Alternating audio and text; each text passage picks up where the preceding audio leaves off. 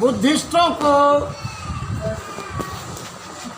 दीपदानोत्सव और दिवाली नहीं मनाने का कुछ विशेष कारण है, जिसे इतिहास के द्वारा इसे साबित किया जा सकता है। जब मौर्य साम्राज्य के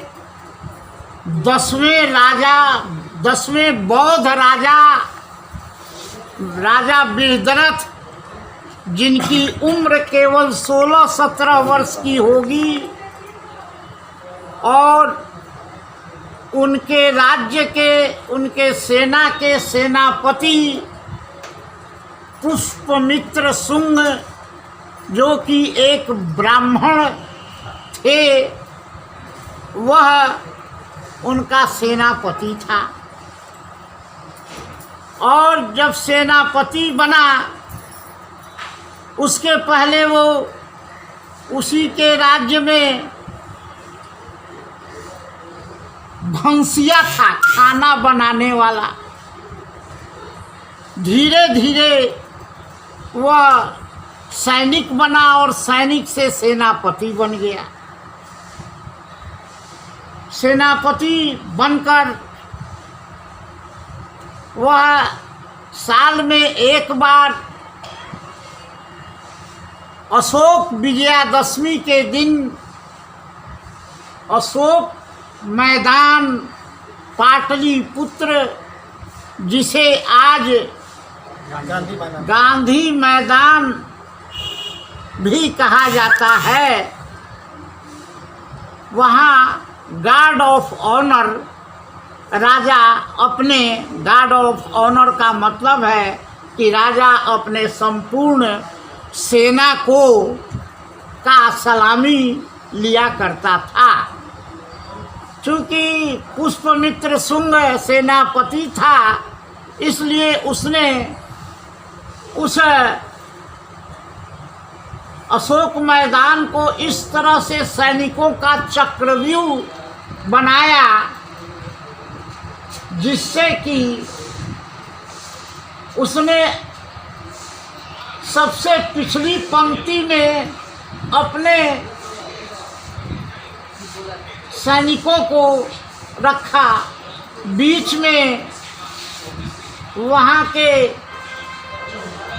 जो राजा थे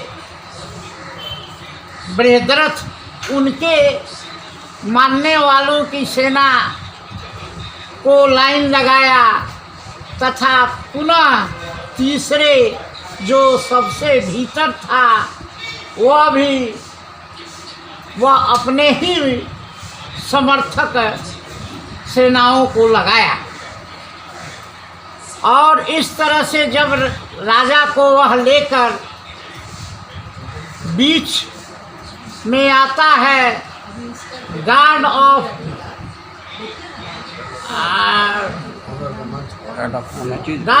ऑनर के मंच पर काटकुट कर दी जाएगी। गार्ड तो अपने तलवार से बृहद्रथ का सर काट देता है। यह दिन था अशोक विजयादशमी का। पुनः वह यह जानते हुए कि पाटलिपुत्र में वह राज्य नहीं कर सकता है, चूँकि पाटलिपुत्र में ओबीसी लोगों का, ओबीसी के सैनिकों का बहुत ज़्यादा समर्थन है, इसलिए वह नहीं वहाँ कर सकता है। तो वह सारे सामानों के साथ, सारे खजाना के साथ वह साकेत जाता है। साकेत जाने में उसको 19 दिन लगते हैं और 20वें दिन वह अपना राज तिलक साकेत, जो आज का अयोध्या है, उसमें कराता है। और राज तिलक करा के वह सबसे बड़ा काला कानून पारित करता है कि जो जो कोई भी एक बौद्धिस्टों का सर काट के ले आएगा उसे 100 स्वर्ण मुद्राएं दी जाएंगी। और वह जो दिन था वह कार्तिक का अमावस्या का दिन था, जिसे हम लोग दीपावली के नाम से यहाँ पर्व मनाते थे। लेकिन यह वही दिन था कि आज के ही दीपावली यानी कि कार्तिक अमावस्या के दिन भगवान बुद्ध के बायां हाथ कहे जाने वाले महामोगलायन की हत्या सांची में कर दी गई थी। यह दो जगह उसी दिन हमारे लोगों की हत्या हुई है।